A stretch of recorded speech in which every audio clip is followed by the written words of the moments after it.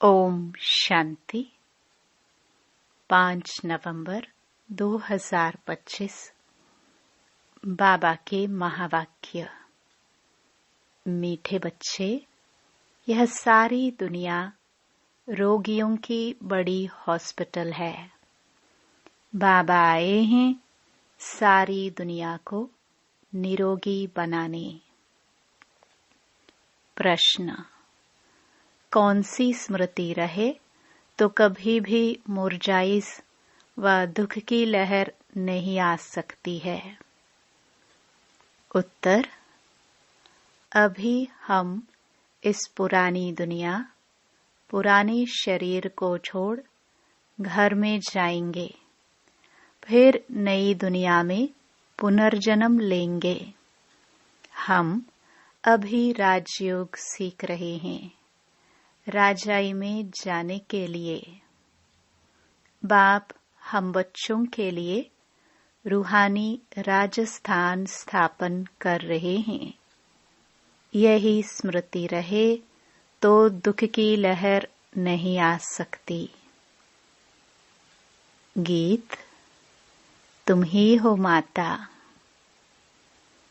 ओम शांति। गीत कोई तुम बच्चों के लिए नहीं है, नए नए को समझाने के लिए हैं। ऐसे भी नहीं कि यहाँ सब समझदार ही हैं। नहीं, बेसमझ को समझदार बनाया जाता है। बच्चे समझते हैं हम कितने बेसमझ बन गए थे। अब बाप हमको समझदार बनाते हैं। जैसे स्कूल में पढ़कर बच्चे कितना समझदार बन जाते हैं। हर एक अपनी अपनी समझ से बैरिस्टर, इंजीनियर आदि बनते हैं। यह तो आत्मा को समझदार बनाना है। पढ़ती भी आत्मा है शरीर द्वारा, परंतु बाहर में जो भी शिक्षा मिलती है वह है अल्पकाल के लिए शरीर निर्वाह अर्थ। भल कोई कन्वर्ट भी करते हैं, हिंदुओं को क्रिश्चियन बना देते हैं। किस लिए? थोड़ा सुख पाने के लिए, पैसे, नौकरी आदि सहज मिलने के लिए, आजीविका के लिए। अब तुम बच्चे जानते हो, हमको पहले पहले तो आत्म अभिमानी बनना पड़े। यह है मुख्य बात, क्योंकि यह है ही रोगी दुनिया। ऐसा कोई मनुष्य नहीं जो रोगी नहीं बनता हो। कुछ न कुछ होता जरूर है। यह सारी दुनिया बड़े ते बड़ी हॉस्पिटल है, जिसमें सब मनुष्य पतित रोगी हैं। आयु भी बहुत कम होती है। अचानक मृत्यु को पा लेते हैं। काल के चंबे में आ जाते हैं। यह भी तुम बच्चे जानते हो। तुम बच्चे सिर्फ भारत की ही नहीं, सारे विश्व की सर्विस करते हो गुप्त रीति। मूल बात है कि बाप को कोई नहीं जानते। मनुष्य होकर और पारलौकिक बाप को नहीं जानते, उनसे प्यार नहीं रखते। अब बाप कहते हैं मेरे साथ प्यार रखो। मेरे साथ प्यार रखते रखते तुम मेरे साथ ही वापस चलना है। जब तक वापस चलो तब तक इस छींची दुनिया में रहना पड़ता है। पहले पहले तो देह अभिमानी से देही अभिमानी बनो, तब तुम धारणा कर सकते हो और बाप को याद कर सकते हो। अगर देही अभिमानी नहीं बनते तो कोई काम के नहीं। देह अभिमानी तो सब हैं। तुम समझते भी हो, कि हम आत्म अभिमानी नहीं बनते, बाप को याद नहीं करते, तो हम वही हैं जो पहले थे। मूल बात ही है देही अभिमानी बनने की, न कि रचना को जानने की। गाया भी जाता है रचता और रचना का ज्ञान। ऐसे नहीं कि पहले रचना फिर रचता का ज्ञान कहेंगे। नहीं, पहले रचता वही बाप है। कहाँ भी जाता है, हे गॉड फादर। वह आकर तुम बच्चों को आप समान बनाते हैं। बाप तो सदैव आत्म अभिमानी है ही, इसलिए वह सुप्रीम है। बाप कहते हैं मैं तो आत्म अभिमानी हूँ। जिसमें प्रवेश किया है उनको भी आत्म अभिमानी बनाता हूँ। इनमें प्रवेश करता हूँ इनको कन्वर्ट करने, क्योंकि यह भी देह अभिमानी थे। इनको भी कहता हूँ अपने को आत्मा समझ, मुझे यथार्थ रीति याद करो।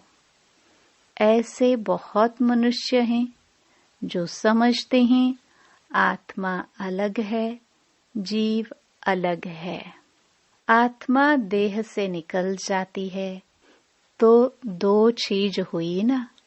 बाप समझाते हैं तुम आत्मा हो, आत्मा ही पुनर्जन्म लेती है, आत्मा ही शरीर लेकर पाठ बजाती है।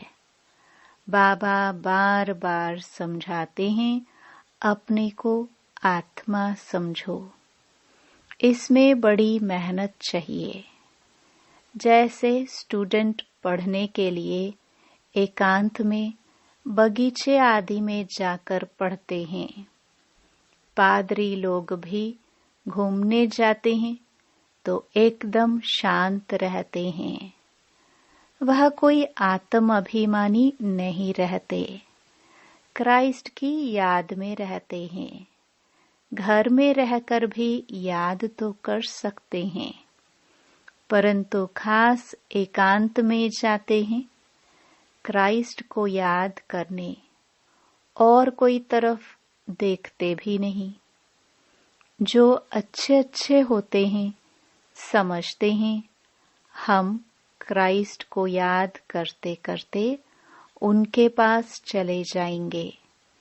क्राइस्ट हेवन में बैठा है, हम भी हेवन में चले जाएंगे। यह भी समझते हैं क्राइस्ट हेवनली गॉड फादर के पास गया। हम भी याद करते करते उनके पास जाएंगे।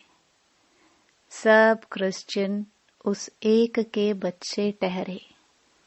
उनमें कुछ ज्ञान ठीक है, लेकिन क्राइस्ट की आत्मा तो ऊपर गई ही नहीं। क्राइस्ट नाम तो शरीर का है जिसको फांसी पर चढ़ाया है। आत्मा तो फांसी पर नहीं चढ़ती है।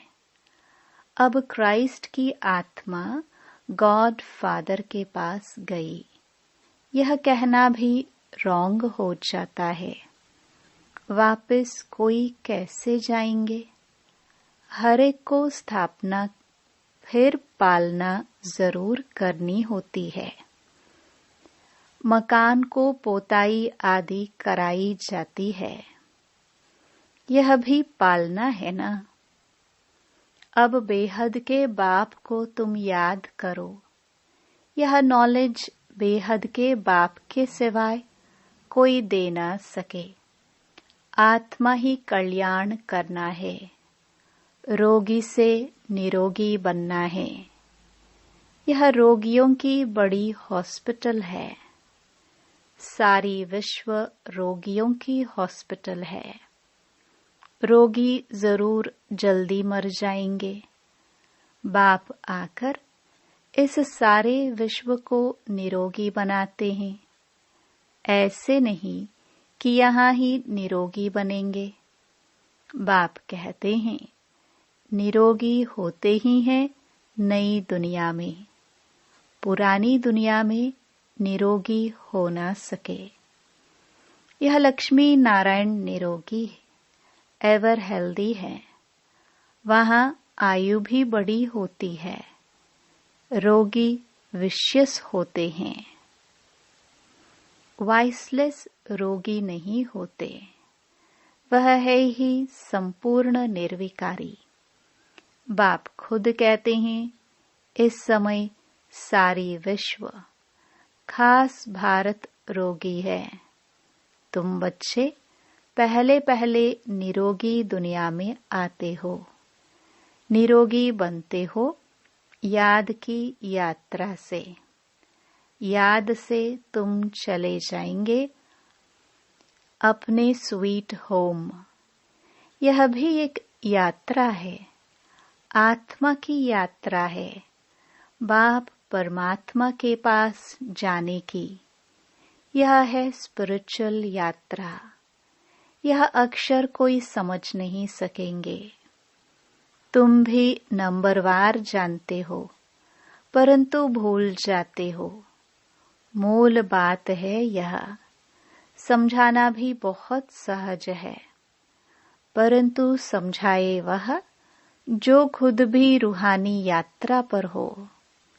खुद होगा नहीं, दूसरे को बताएंगे तो तीर नहीं लगेगा। सच्चाई का जौहर चाहिए। हम बाप को इतना याद करते हैं जो बस। स्त्री पति को कितना याद करती है। यह है पतियों का पति, बापों का बाप, गुरुओं का गुरु। गुरु लोग भी उस बाप को ही याद करते हैं। क्राइस्ट भी बाप को ही याद करते थे, परंतु उनको कोई जानते नहीं है। बाप जब आए तब आकर अपनी पहचान देवे। भारतवासियों को ही बाप का पता नहीं है, तो औरों को कहाँ से मिल सकता। विलायत से भी यहाँ आते हैं योग सीखने के लिए। समझते हैं प्राचीन योग भगवान ने सिखाया। यह है भावना। बाप समझाते हैं सच्चा सच्चा योग तो मैं ही कल्प कल्प आकर सिखलाता हूँ, एक ही बार। मुख्य बात है अपने को आत्मा समझ बाप को याद करो। इसको ही रूहानी योग कहा जाता है। बाकी सबका है जिस्मानी योग। ब्रह्म से योग रखते हैं, वह भी बाप तो नहीं है। वह तो महतत्व है, रहने का स्थान। तो राइट एक ही बाप है। एक बाप को ही सत्य कहा जाता है। यह भी भारतवासियों को पता नहीं कि बाप ही सत्य कैसे है। वही सचखंड की स्थापना करते हैं। सचखंड और झूठ खंड। तुम जब सचखंड में रहते हो तो वहां रावण राज्य ही नहीं होता। आधा कल्प बाद रावण राज्य झूठ खंड शुरू होता है। सचखंड पूरा सत्युग को कहेंगे, फिर झूठ खंड पूरा कलयुग का अंत। अभी तुम संगम पर बैठे हो, न इधर हो न उधर हो। तुम ट्रैवल यात्रा कर रहे हो। आत्मा ट्रैवल कर रही है, शरीर नहीं। बाप आ करके यात्रा करना सिखलाते हैं। यहाँ से वहाँ जाना है, तुमको यह सिखलाते हैं। वो लोग फिर स्टार्स, मून आदि तरफ जाने की ट्रैवल करते हैं। अभी तुम जानते हो उनमें कोई फायदा नहीं। इन चीजों से ही सारा विनाश होना है। बाकी जो भी इतनी मेहनत करते हैं सब व्यर्थ। तुम जानते हो यह सब चीजें जो साइंस से बनती है वह भविष्य में तुम्हारे ही काम आएंगे। यह ड्रामा बना हुआ है। बेहद का बाप आकर पढ़ाते हैं तो कितना रिगार्ड रखना चाहिए। टीचर का वैसे भी बहुत रिगार्ड रखते हैं। टीचर फरमान करते हैं अच्छी रीति पढ़कर पास हो जाओ। अगर फरमान को नहीं मानेंगे तो नापास हो जाएंगे। बाप भी कहते हैं तुमको पढ़ाते हैं विश्व का मालिक बनाने। यह लक्ष्मी नारायण मालिक है। भल प्रजा भी मालिक है, परंतु दर्जे तो बहुत है ना। भारतवासी भी सब कहते हैं ना हम मालिक है। गरीब भी भारत का मालिक अपने को समझेगा, परंतु राजा और उनमें फर्क कितना है। नॉलेज से मर्तबा का फर्क हो जाता है। नॉलेज में भी होशियारी चाहिए। पवित्रता भी जरूरी है तो हेल्थ वेल्थ भी चाहिए। स्वर्ग में सब है ना। बाप एम ऑब्जेक्ट समझाते हैं। दुनिया में और कोई की बुद्धि में यह एम ऑब्जेक्ट होगी नहीं। तुम फट से कहेंगे हम यह बनते हैं। सारे विश्व में हमारी राजधानी होगी। यह तो अभी पंचायती राज्य है। पहले थे डबल ताजधारी, फिर एक ताज, अभी 9 ताज। बाबा ने मुरली में कहा था यह भी चित्र हो। डबल सिरताज राजाओं के आगे सिंगल ताज वाले माथा झुकाते हैं। अभी बाप कहते हैं मैं तुमको राजाओं का राजा डबल सिरताज बनाता हूँ। वह है अल्पकाल के लिए। यह है 21 जन्मों की बात। पहली मुख्य बात है पावन बनने की। बुलाते भी हैं कि आकर पतित से पावन बनाओ। ऐसे नहीं कहते कि राजा बनाओ। अभी तुम बच्चों का है बेहद का सन्यास। इस दुनिया से ही चले जाएंगे अपने घर, फिर हेवन में आएंगे। अंदर में खुशी रहनी चाहिए, जबकि समझते हैं हम घर जाएंगे, फिर राजाई में आएंगे, फिर मुरझाई दुख आदि यह सब क्यों होना चाहिए। हम आत्मा घर जाएंगे, फिर पुनर्जन्म नई दुनिया में लेंगे। बच्चों को स्थायी खुशी क्यों नहीं रहती है। माया का ऑपोजिशन बहुत है, इसलिए खुशी कम हो जाती है। पतित पावन खुद कहते हैं मुझे याद करो तो तुम्हारे जन्म जन्मांतर के पाप भस्म हो जाएंगे। तुम स्वदर्शन चक्रधारी बनते हो। जानते हो, फिर हम अपने राजस्थान में चले जाएंगे। यहाँ भिन्न भिन्न प्रकार के राजाए हुए हैं। अब फिर रूहानी राजस्थान बनना है। स्वर्ग के मालिक बन जाएंगे। क्रिश्चियन लोग हेवन का अर्थ नहीं समझते हैं। वह मुक्ति धाम को हेवन कह देते हैं। ऐसे नहीं कि हेवनली गॉड फादर कोई हेवन में रहते हैं। वह तो रहते ही हैं शांति धाम में। अभी तुम पुरुषार्थ करते हो पैराडाइज में जाने के लिए। यह फर्क बताना है। गॉड फादर है, मुक्ति धाम में रहने वाला। हेवन नई दुनिया को कहा जाता है। फादर ही आकर पैराडाइज स्थापन करते हैं। तुम जिसको शांति धाम कहते हो उनको वो लोग हेवन समझते हैं। यह सब समझने की बातें हैं। बाप कहते हैं नॉलेज तो बहुत सहज है।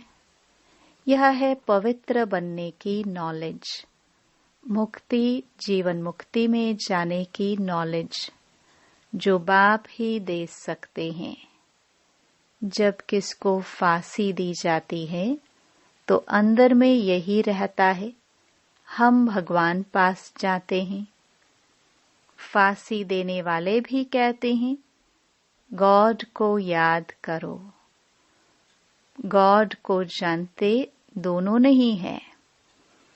उनको तो उस समय मित्र संबंधी आदि जाकर याद पड़ते हैं। गायन भी है अंत काल जो स्त्री सिमरे। कोई न कोई याद जरूर रहता है। सतयुग में ही मोह जीत रहते हैं। वहां जानते हैं एक खाल छोड़ दूसरी ले लेंगे। वहां याद करने की दरकार नहीं। इसलिए कहते हैं दुख में सिमरन सब करे। यहाँ दुख है इसलिए याद करते हैं भगवान से कुछ मिले। वहां तो सब कुछ मिला ही हुआ है। तुम कह सकते हो हमारा उद्देश्य है मनुष्य को आस्तिक बनाना, धनी का बनाना। अभी सब निधन के हैं, हम दण का बनते हैं। सुख शांति संपत्ति का वर्षा देने वाला बाप ही है। इन लक्ष्मी नारायण की कितनी बड़ी आयु थी, यह भी जानते हैं। भारतवासियों की पहले पहले आयु बहुत बड़ी रहती थी, अब छोटी है। क्यों छोटी हुई है यह कोई भी जानते नहीं। तुम्हारे लिए तो बहुत सहज हो गया है समझना और समझाना, सो भी नंबरवार। समझानी हर एक की अपनी अपनी है। जो जैसी धारणा करते हैं ऐसे समझाते हैं। अच्छा, मीठे मीठे सिखिलदे बच्चों प्रति माता पिता बाप दादा का याद प्यार और गुड मॉर्निंग। रूहानी बाप की रूहानी बच्चों को नमस्ते। धारणा के लिए मुख्य सार। पहला, जैसे बाप सदैव आत्म अभिमानी है, ऐसे आत्म अभिमानी रहने का पूरा पूरा पुरुषार्थ करना है। एक बाप को दिल से प्यार करते करते बाप के साथ घर चलना है। दूसरा, बेहद के बाप का पूरा पूरा रिगार्ड रखना है, अर्थात बाप के फरमान पर चलना है। बाप का पहला फरमान है, बच्चे अच्छी रीति पढ़कर पास हो जाओ। इस फरमान को पालन करना है।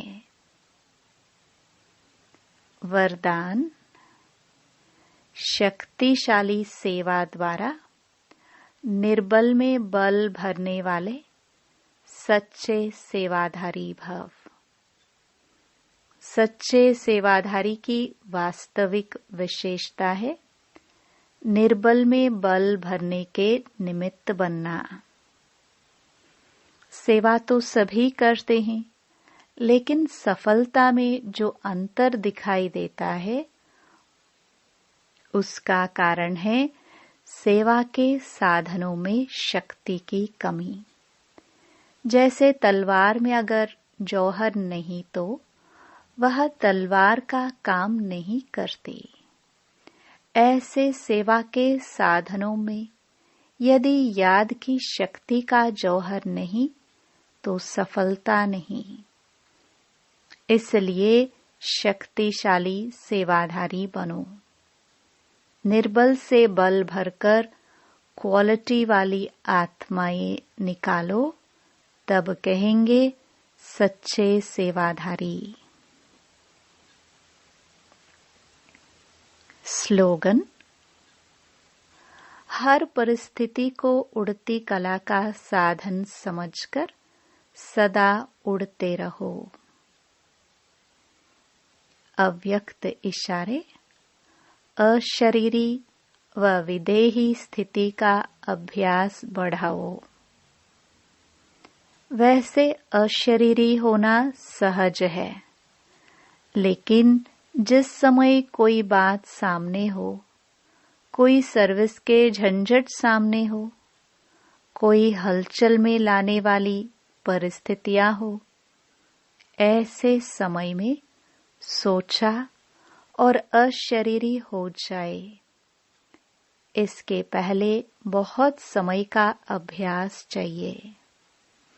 सोचना और करना साथ साथ चले, तब अंतिम पेपर में पास हो सकेंगे। ओम शांति।